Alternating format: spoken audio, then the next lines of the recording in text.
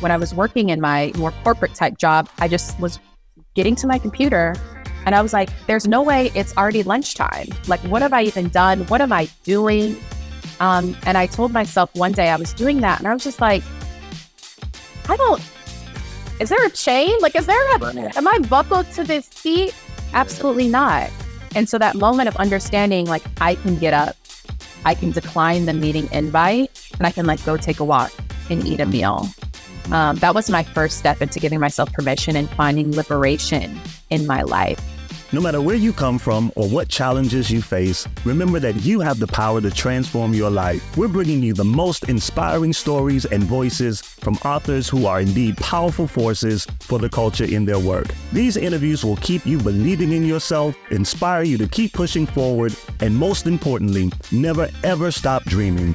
It's your boy, Uncle Kolby, and this is the Kolby Kulture Show. What's up, Kolby Kulture fam? It's your favorite uncle, Uncle Kolby, back again with another dope episode of the Kolby Kulture Show, where we bring you the most inspiring stories and voices in the game. Today, we've got a phenomenal guest, the amazing Alawna Ozoka, who's here to talk about her new book, Awareness Put Me On. But before we dive into that, let's start with this week's literary drop. This week, we're spotlighting One of Us Knows by Alyssa Cole. This thrilling novel takes you into a world of suspense and intrigue, where secrets unravel and everybody is a suspect. It's a gripping page turner that will keep you on the edge of your seats. So don't miss out on this electrifying read. And remember, a full review will be posted on my website, djacobywashington.com, ahead of next week's episode. This has been this week's literary drop. All right, folks, I'm super excited today to welcome our guest author on the Kolby Kulture Show. She is a powerhouse. Alawna Ozoka is a certified professional life and leadership coach, a 3-time founder, speaker, and best-selling author of Awareness Put Me On. Her entrepreneurial journey began with co-founding In Common, a platform to boost economic wellness in the Black community. She later founded an operations management consultancy that supported small businesses during the COVID-19 pandemic. Alawna's passion is deeply rooted in serving others. As an authenticity life coach, she partners with individuals to help them reunite with their inner power and own their voice. Her mission is to expand access to systemically oppressed groups and to amplify their voices. So, Kolby Kulture fam, help me welcome Alawna Ozoka to the Kolby Kulture Show.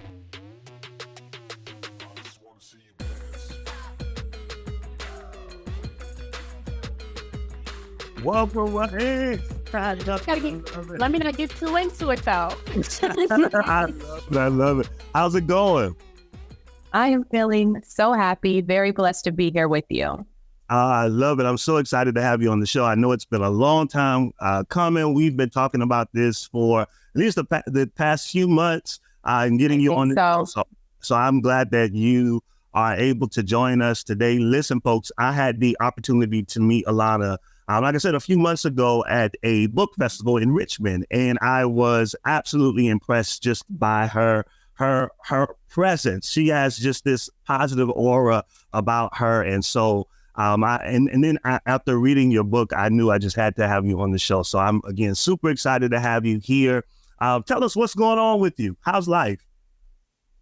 Life is good. Life is good. I really say we take it second by second. Anyone who is a parent of a little one, like mine who's about to be one, understands what I mean. But I'm just grateful. What's been on my heart is just follow your instruction. And so I've been leaning into that each and every day. And even if things don't go my way, I'm like, nope, just keep the course. Because you start seeing those little blessings come through. Absolutely. Absolutely. So let's jump right into our questions here. So your journey, again, is incredibly inspiring. I heard a little bit about it. At the book festival in Richmond, you were able to share a little bit about kind of what got you into writing. But tell our listeners kind of like what prompted you to contribute to this book, Awareness Put Me On. And then if you could talk about a little bit about like what gets your creative juices flowing, especially when you're writing. Yeah, Absolutely. So I've been excited to come on the show to share this, really the test that became the testimony. This opportunity to contribute to Awareness Put Me On was truly a divine intervention. My background is in startup technology and project management, and I was working at a high growth company until February of this year when I was a part of layoffs, which I'm sure many people can relate to, whether it's been yourself or someone that you know. And I think within maybe 5 or 6 days of me being laid off, I was on LinkedIn and I was congratulating a friend who had shared that she was writing a book. So who I am, I'm going to show love regardless of the season. So I'm congratulating her. We're catching up. And then she says, hey, the book that I'm writing is actually a multi-authored book. And due to a last minute dropout, there is a spot available. I'd love to connect you with the woman who is the brainchild of everything. And I said, you know what? I'm in the season of yes.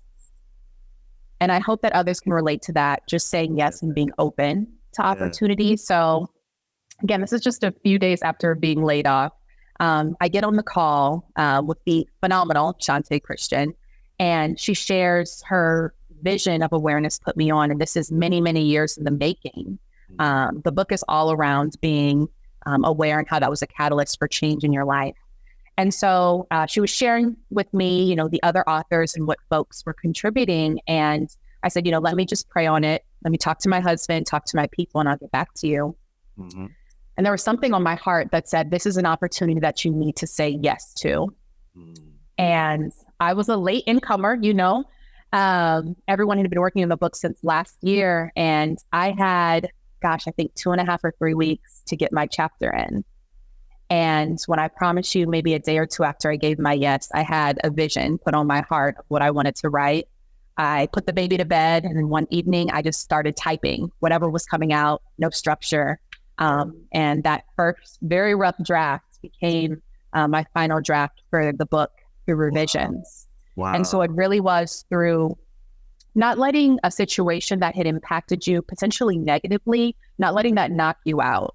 I don't say it was like my layoff. It was my unplanned liberation, meaning me doing what I'm actually supposed to be doing. And so now we're here on June 12th, and it's a best-selling book in 6 different categories, which are predominantly dominated by people who don't look like us. Yeah. This is a multi-author book of 21 Black and Hispanic authors. Love it. Love it. Absolutely amazing. You say your unplanned liberation. I Come on, coin it. Listen, I'll give you credit, but that will definitely be used. My unplanned liberation.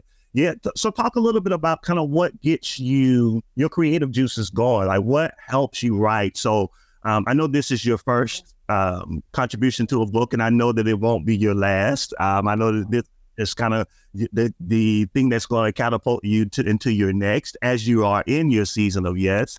Talk a bit about like when you write, or whether it even in the workspace, like what gets your creative juices going?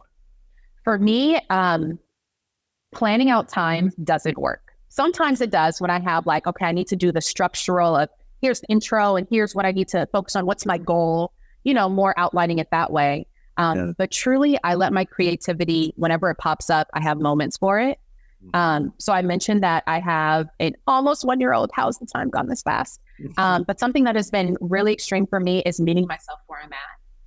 So I don't have to wait until he goes to sleep or until I can pass off the baby to get it going. So I'm a big, big fan of using your tools to support you. So notes is always open for me, whether it be a book idea, something for my coaching business. Voice assist is always there. I like to speak out what I'm thinking. And then using a generative AI tool to just dump my thoughts and then refine them that way has been really helpful for me. So again, I just meet my creativity where it's at, but I do schedule time in to really organize it too. Love it. Love it. Folks, I'm talking to Alawna Ozoka, the author, contributing author of Awareness Put Me On. Make sure you comment, like, follow, and share this broadcast to all of your followers. Listen, we've got some amazing authors on the Kolby Kulture Show, and Alawna is certainly one of them. Let's talk about your chapter that you wrote. I am, again, amazed by this book, but then I read your chapter and I'm like, this is not her first her first book or first contribution to the writing. It was so absolutely well done. So kudos to you. But you talk in the section on low power mode. You talked about when things that once grounded you are now becoming pushed aside by the hustle and bustle of life. Can you talk a little bit about like what advice can you give us to ensure that we continue doing really what feels good to us, what feels good to us and what is good for us, and not let life's demands kind of get in our way and derail us? Yeah. Well, to be honest, the reality is life is going to life. And we're going to get derailed. My encouragement is that it doesn't have to be perfect. It just has to be enough for you. And you can start today. You don't have to wait for a birthday, an anniversary, a new year to like get yourself back on track, because we know our triggers. Yeah. So something that I talk about in the book is what I call the not approach, which is you notice your surroundings and how you're feeling. You observe those feelings without judgment, and then you decide what you need to do next. So that's a very practical and tangible tool as you're going through life, just to be like, hey, let me just ground myself in this moment. Where am I? What do I need to be doing to make myself feel better? I think it's a lot to do with giving yourself grace as well. A lot of times we're pushing for perfect. And so if we fall off, let's say a diet or a workout or something, we're like, okay, well, it's done, so I can't do it anymore. It's just checking in with yourself continuously and knowing that you can give yourself permission to try again. And you're not going to fail at it. You're just going to learn something new about that for how you can incorporate it back into your routine to, again, get you to that point of enough. And only you know what that is for you. Yeah, I love it. And you kind of jumped ahead of me. I was definitely going to ask you, and I will ask you to really break down that not approach. But let's talk about giving yourself permission. So you write in your book, in the days preceding, I continued to realize that I could give myself permission to do what worked best for me and my well-being. I think that that's such a profound revelation. If you could talk a little bit about how did you come to this understanding, and what advice would you give to others struggling really to prioritize their well-being? Yeah. Well, to be honest, I just noticed myself going through my days, and my days were happening to me versus me being able to take ownership of my days. And I wrote about in the book that there wasn't a specific like big event, if something like really egregious happens to you, you're like, oh, I'm done, I got to cut that off. There wasn't anything like that happened to me. I just noticed that when I was working in my more corporate type job, I just was getting to my computer and I was like, there's no way it's already lunchtime. Like, what have I even done? What am I doing? And I told myself one day I was doing that and I was just like, is there a chain? Like, am I buckled to this seat? Absolutely not. And so that moment of understanding, like, I can get up, I can decline the meeting invite, and I can like go take a walk and eat a meal. That was my first step into giving myself permission and finding liberation in my life and finding joy again, getting back into my routines of taking time for myself and truly and honestly breathing. I wasn't even breathing. I'm taking shallow breaths during the day. So I'm not even doing a basic human function. I think that's when it hit to me. Oh yeah, something has to change because the price isn't worth it. Yeah, the price isn't worth it, folks. Listen, I find myself oftentimes being stuck to my screen and stuck in, to my desk, not eating and getting up and walking. And so today I prioritized my well-being. I turned everything off. I went, took a quick walk, and then I came and laid down. I needed the rest. My body needed it. And so I tell people all the time, we have one body, one temple, right, on earth. And so we have to be incredibly good stewards of that body. So thank you for that reminder. You talk about in your book, another quote, the encouraging truth is that living a present and purposeful life is very achievable. And it all starts with being aware. Can you elaborate on this and share how awareness plays a role in living a fulfilled life? Yeah. I would say that you don't have to just keep going the way that it has been happening. or the way things have been happening to you. It's really easy when we're, working a 9 to 5, putting in time, and you just get stuck in a routine. And at times that routine becomes truth when it's really not. A routine is something that can be broken apart and iterated on. Yeah. And so awareness to me really is kind of just popping up and waking up from just like the day to day, just little check-ins. It doesn't have to be a big action of like, hey, how am I doing? Are we good? Are we hydrated? Are we eating?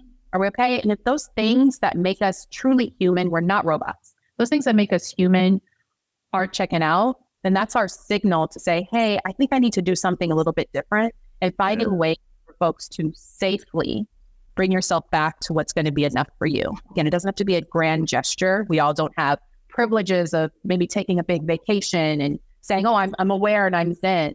Something as small as taking 5 minutes to like drink some water and look outside. Becoming aware of your surroundings and bring yourself back to the present moment is really what I mean by that. And you don't need some big meditation degree or practice yoga every day to integrate awareness and present mindedness back in your life. Yeah, I love that. I love that. Let's break down that nod approach that you talked about earlier.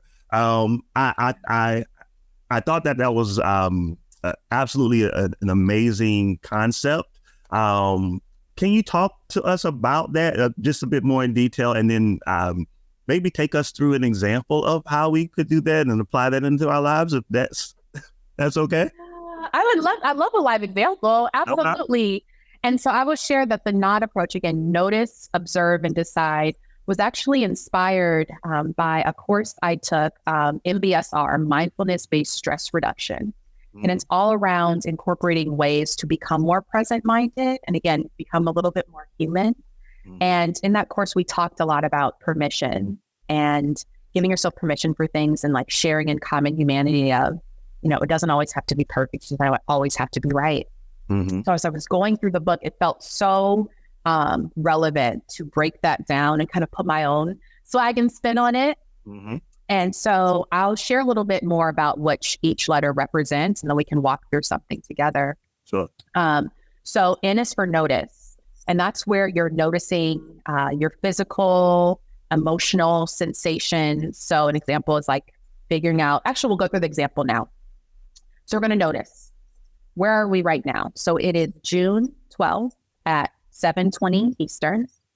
I'm currently in Richmond, Virginia, sitting down at my table on the Kolby Kulture Show. So you're noticing where you're at. You're noticing what's happening. And then the O is for observe. So you're observing how you're feeling about those noticings without judgment. I put in my book, I know it's hard to observe without judging, saying it's bad or attaching a label to it, but I'm just going to observe how I'm feeling about that. So my body's relaxed, but I'm also a little nervous and excited. I mean, I want a live show with you, and my fingers might be a little bit tingly. My stomach is a little bubbly. That's just because I'm excited to be here. And then D is for decide. So you decide what you'd like to do to make this situation enough for you. So right now, this situation is enough for me. So I'm deciding to do nothing, which I do want to alert to everyone, that is absolutely an action you can take. Nothing. If that's enough for you.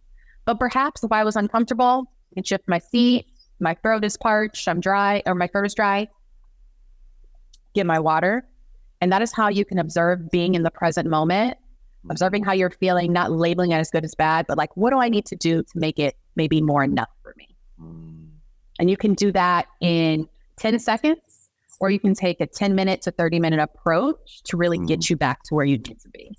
Love it. Love it. Folks, we just had a live example of how to implement a nod approach to our day-to-day. I think it is an absolutely, again, amazing concept.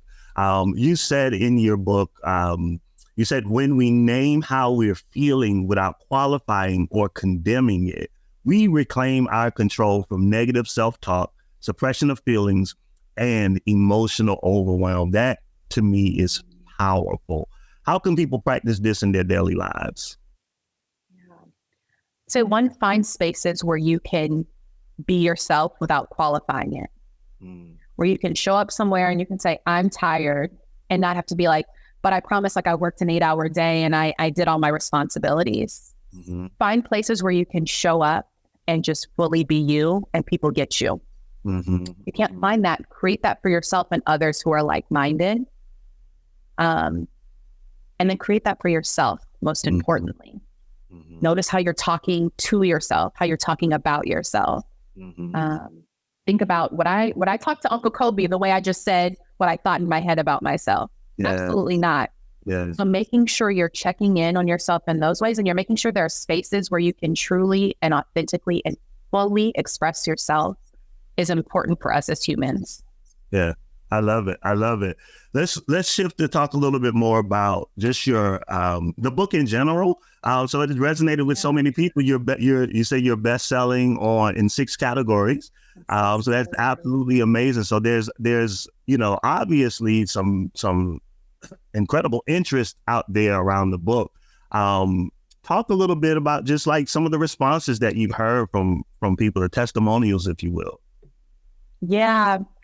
I can go on and on. But one that really hit me the other day, and this was like, oh, it's a God moment, because we haven't talked about faith yet, but that is absolutely the path that this book has been on. Was I was in a coaching session last week with a client, and they were really excited. They were like, I really want to show you something. And I was like, okay, I'm excited too. I'm excited to hear your updates. And I totally thought it was about something we talked about the week before.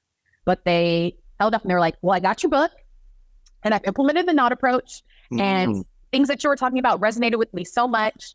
And so for me, bestseller is second to those moments, because we can have a bestseller title and people buying it all over, but if it's not applicable and it's not getting to the mission of why I wrote it, my title, my chapter is entitled Reunite with Your Power, then I'm good on it. And so for me to have that moment and to think like other people are having those like ahas, and they can see their self in the day and saying they don't want to be a sleepwalker in their life anymore. That's like the powerful part to me. So that response like made my whole year. And I hope that as the book continues to sell the way that it is, others are finding their stories in these 20 plus chapters. We go through professional development, personal development, like health and wellness. I hope that you can see yourself in these chapters and see yourself from Black and Hispanic writers in it. So people who look like you, and you don't have to explain the background because you've lived it. I think it's so powerful. Yeah, you don't have to explain the background because you know that you've lived it. You're coming from an authentic place, a place of experience. I love that. I love that. And you said something else just in regards to being bestsellers, and we were talking before the show began around I just released 2 children's activity and affirmation books, and it's great that they're doing well in regards to sales, but the pictures that I receive of the little kids holding the books and reading through the affirmations, or videos that I may get from parents of the kids reading through the affirmations with their parents, it's just like that's the moment that I live for. That's really what brings me joy. And so, as authors, this is absolutely a business. We cannot, negate the fact that we've invested time, energy, finances into this. And so we certainly want to recoup some of that investment. But at the end of the day, most of us are not in this thing for the money. It is really about like, how can this apply to the life of the reader? And so, I'm glad that you shared that. Let's talk about your creative space. So as authors and writers and creatives, I feel like the space that we're in is so incredibly important. And I mean space, physical space, mental space, spiritual space, if you will. Let's talk about like, what does your creative space look like? Describe even the aesthetics and elements that really make it special. I can begin. I'm right now, I'm taping the Kolby Kulture Show in my home office. And so I have around me tons of books. I have pictures of my family. I have on the wall, I am really big into like Black art and Black like affirmations. And so my entire back wall is filled with artwork or artists or Black artists and like their photos and things of that nature, because that's kind of what brings me joy. It centers me. I usually have some music playing, and I'll say I share my office with my coworker. His name is Jameson. He's usually on the couch. It's my miniature Labradoodle. He's 3 years old. I'm sorry, he's 4 years old. So yeah, that's my space. But when I'm in here, it just allows me to really like think and strategize. I read in here. I pray in here. I drink in here sometimes. I relax in here. It's just a positive and creative space. So what does your space look like?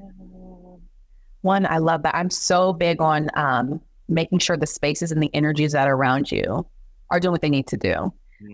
My space looks a bit different. If you would have talked to me February of this year. So when I did go through that job transition, I did gain a new job as full-time mama, stay-at-home mama. So it does look a little bit different than when I didn't have my little one full-time. But I don't let that limit me. And that's, again, when I'm talking about giving yourself permission, like I'm not saying I'm with my son. Truly, little boy wakes up from 6 a.m. until I hand him off to his dad at 5. I don't let that limit me and let me know, oh, I can't do something now. I just put my own little swag and sauce on it. I make it work for me. Yeah. So my favorite times to create are when I want to drive, because he's in the back seat and it's generally silent. And I'm just looking at the beautiful trees and greenery around Richmond, Virginia. And again, I told you I had that voice assist. So sometimes I'll just record myself talking and aloud and getting my ideas out. I do have my office upstairs I can sneak into every once in a while. And I love to put affirmations, Bible verses around. It's really important for me to speak out what I want to see in my life. And so you'll see little quotes everywhere. And then when I think about not only the physical environment, but what you called out, which is really important, it's the mental energy. I call it my amen season, all me else nothing. And everything that I'm going to do is going to be fully and truly me. So I'm making sure that it's rooted in evidence. If I'm going to share a strategy or technique, it has been rooted in science-based evidence. Yeah. But I'm also going to make sure it has my swag on it. And I'm silly. Like if you haven't noticed, I love to have fun. I love to laugh. Yeah. And so if I'm not seeing that, if I'm not in that environment, I'm like, I actually will just delete it. Like it's not for me. So physical environment, it can change day to day, but I give myself permission to vibe with that. And then mental environment is, yes, I can. Yes, I will. And it's going to be funny. Yeah. Yeah. I love that. I mean, I think that there's so much going on, and I came to like this, I don't know if you call it a revelation or an epiphany or whatever the word is, we'll just go with it. But I came to this resolve this week that, and it's not anything that's like mind blowing. Life is, because life be life. But like, it's like, I don't have to allow, that's happening externally to distract me, to rob me of my joy, to rob me of my peace. And so like, enjoy life. It is like, there's so much going on in this world. There's so much that will make you not want to enjoy life. But hey, push through that and enjoy this life that God has graced us with. Right. And so I've made up in my mind, I'm going to dance more. I'm going to laugh more, like all of the things. I think it's just so important for us. So I'm so glad that to hear that, you really take control of your atmosphere, so to speak, and ensure that it is conducive for your overall well-being. So let's shift and jump into what I call the Kolby Culture Quick Fire. This is a time for us to ask some quick questions, quick responses. And so I want to really see how fast you can think on your feet. All right, you ready? I think so. All right, let's go. First book, favorite book that inspired you? Becoming by Michelle Obama. Becoming by Michelle Obama. Okay. One word to describe your coaching style. Deep. Okay. Best piece of advice you've ever received? Believe them the first time. Favorite way to unwind? A great meal. What's your favorite meal? My husband's Nigerian, and so we've been craving some Nigerian food lately. So he gave me some good jollof, some plantain, maybe a little bit of moi moi. Okay. Pup to call it a day. We're happy. What you were telling me about a spot here in the DC area. Tell me again, please. Listen, to everybody, if you're in the DC area, Jodeep African Cuisine, they really need to run me like a promo code or something. At least my husband at this point, at Alawna, hit them up. They're amazing. Awesome. Dream collaboration. Come on. I would say, I thought you were saying for Jodeep. I was like, it actually is a dream collaboration. I love Issa Rae. And she's watching this. I've been a Gamma Ray for life. So Issa Rae, we could do some silly LA things together. So I'm originally from LA. Okay. Issa, if you're listening, come on, Issa. Hit up my friend Alana. There's work to be done. I love it. Okay, well, thank you for indulging in the Kolby Culture Quickfire. So it's now time for some audience question and answer. So we've received some questions from our audience, but those of you that are tuning in, if you have a burning question for Alana, drop it in the chat and we'll be sure to ask it in real time. But while we're waiting on those questions to come through, I'll go ahead and jump in with our first question that has been sent over. So Alana, what was the most challenging part about writing Awareness Put Me On? I think before even getting to the writing process, allowing myself to say, yes, I can do it. And that, that voice that creeps in of like, who do you think you are to write a book, to publish something? Who's going to read those words? And so even before I got writing, it was that hurdle of, can I actually do that? And I'm like, actually, again, not approach. Notice, observe, let me give myself some water, let me take a lap, let me pray on it and come back to it. And absolutely, yes, I can. And then once I, again, allowed myself that permission and gave myself that affirmation that I could do it, promised you, the words kept flowing. Love it. How do you balance your work as a coach, speaker, author, and mother? I made a video on this not too long ago, but no is a complete sentence. And you can log off. My structure to my days are a little bit funny these days. But when I'm with my son, I allow myself to be very present. Unless, again, like we're on a drive where he's doing something and he's distracted, I'm like a mom. When I'm momming, I'm momming. Yeah. And then when I'm doing my business, I give myself time blocks. The reality is, if I'm watching him from 6 a.m. to 5 p.m., the math doesn't math for me to equate the works of other coaches or other entrepreneurs. But let me tell you how efficient I am from 7 to 9 p.m. Let me tell you what I can get done. So I'm realistic with myself. Yeah. And I say no to things that aren't aligning with my current goals. Yeah. But when I do say yes, you're really about to see my yes. Yeah, I love it. What advice would you give to someone looking to start their own business during challenging times? Yeah. I would say yes, you can do it. And like you were talking about earlier, it is a business and we can have the best mission in the world. But there is money and finances and other resources that do go into it. So I'd also say be realistic with yourself. And just because it can still be a yes and can be a yes and not right now. And lean into your waiting period and your learning period. And you don't have to do it full force. See what you can do within your means. And I'd say that like with physical resources, but also in your mental energy, your physical time, what can you do? Because you're going to get there to that whatever you're thinking about, I always say times 10 it because you're going to get there. But be realistic and keep going and figure out how you can do it. Yeah. Be realistic and keep going. I love that. It's an and, it's not an or. Yeah. Who has been your biggest inspiration in your career and life and why? Who's watching right now, which I'm sure she is. Absolutely my mom. I was just talking to my husband about this. I am like in awe of how she raised 2 children on her salary, putting us through private school, making sure I went to a prestigious university. I went to all the proms. I went abroad twice. I mean, all of this, she set me up so well to have parents pour into you. She told me I could do it, and I'm doing it.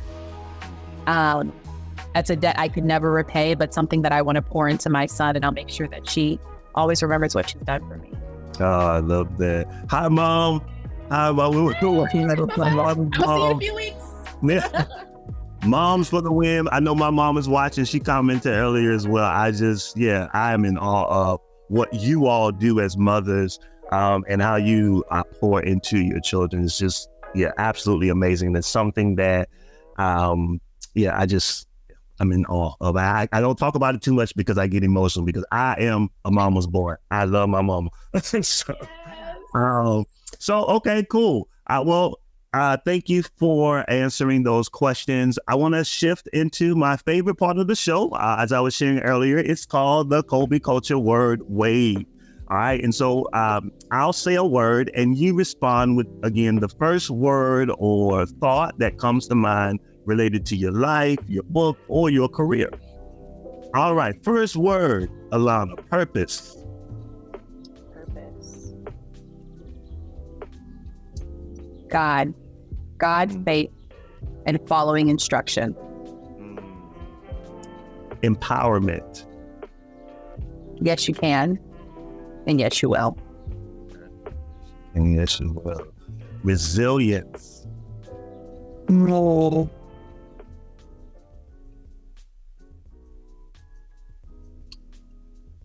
Don't be afraid to do that thing because something hurt you in the past. And I paused so long because I'm thinking about the book and I'm thinking about how personal people were with their stories and how easy it could have been for them to just stop and for them to give up because of the facts they saw in front of them, versus the truths that they could have been speaking out over themselves. And they chose to say, yes, I'll do it.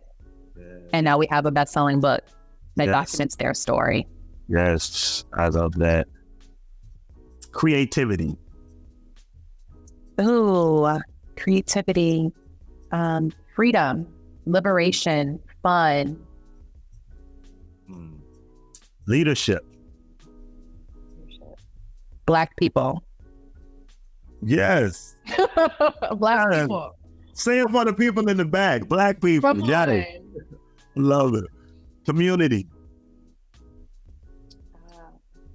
Fellowship and knowing your people, and it could just be one person and that's enough. Family. Ooh, my husband and my son. Love. Unconditional, unqualified. And everyone is deserving. Yes, everyone is deserving. And this is a 2-part. This is the last one. Second chances. You deserve one. You deserve one. Second chances. You deserve one. Love it. Thank you, Alawna, for indulging me in the Kolby Culture Word Wave. Thank you for sharing your wisdom and journey with us today. It's been absolutely amazing to chat with you and truly inspiring. We're excited to see what you do next. Do you have any parting words for our listeners? And if you could, tell us how our listeners can keep in contact with you. Yeah, my parting words are just, you can do it. Even if you don't see it right now, you absolutely can do it. And even taking a little step. Again, just be breathing deeper during the day.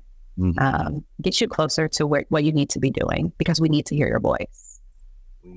Someone hasn't told you that. We need to hear your voice. And I would love to understand how I can support everyone and amplify what folks are doing. So I'm very active on LinkedIn, Alawna Ozoka, and then as well as Instagram at Alawna Oz. Because we have to short things sometimes. And then what's your website if folks want to reach out to you? AlawnaOzoka.com. Perfect. Thank you again for being with us on the Kolby Kulture Show. I have again enjoyed chatting with you. This has been great. And to all of my Kolby Kulture fam, remember, no matter where you come from or what challenges you face, you have the power to transform your life. Keep believing in yourself, keep pushing forward, and never, ever stop dreaming. Next week, we'll be back with the amazingly talented and sometimes controversial Larry Reed, who will be here to talk about his new book, Church Critic. You won't want to miss this. Until then, stay inspired, stay strong, and as always, make sure that you keep it Kolby Culture.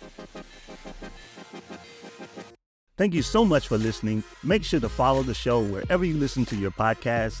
Watch and subscribe on YouTube, and please feel free to give us a 5-star rating. See you on the next one.